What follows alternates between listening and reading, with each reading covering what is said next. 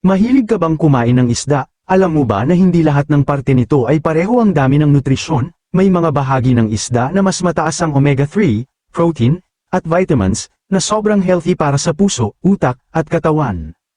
Alamin kung anong parte ng isda ang pinaka-nutritious at alin ang madalas na inaaksaya ng mga Pilipino pero dapat palang kainin. Mga karaniwang isda sa Pilipinas at kanilang nutritious na parte. 1. Bangus, pinaka-nutritious na parte, tiyan at balat.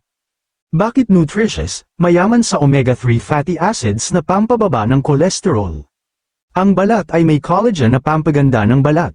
May natural na healthy fats para sa utak at puso. 2. Galunggong, pinakamayamang parte, laman at buto. Bakit nutritious? Mayaman sa protein at iron para sa malakas na katawan. Ang buto ay may calcium na pampatibay ng buto at ngipin. Mura pero super rich sa nutrients. 3. Tilapia. Pinakamayamang parte, pisngi at mata. Bakit nutritious? Mataas sa protein at low in fat ang mata ng isda ay may DHA at omega-3 na pampulinaw ng mata. Ang pisngi ay may soft collagen na mabuti para sa balat. 4. Tuna, pinakamayamang parte, tiyan at laman. Bakit nutritious? Mataas sa omega-3 at lean protein na pampatibay ng muscles. Ang tiyan ng tuna ay may healthy fats na mabuti para sa puso. Mainam para sa weight loss at muscle building. 5. Sardines. Pinakamayamang parte, buong isda, lalo na ang buto. Bakit nutritious? Mayaman sa calcium at vitamin D para sa buto.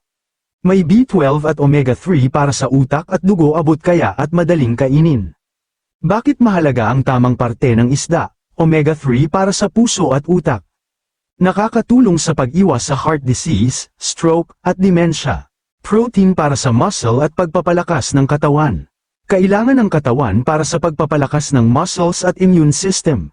Calcium at collagen para sa malakas na buto at magandang balat, pampatibay ng buto at pampakinis ng balat kung gusto mong maging mas malusog, mas matalino, at mas matibay ang katawan. Kumain ng isda ng tama, tiyan ng bangus at tuna para sa omega-3, pisngi at mata ng tilapia para sa collagen at DHA, buto ng sardines at galunggong para sa calcium, laman ng isda para sa high-protein diet.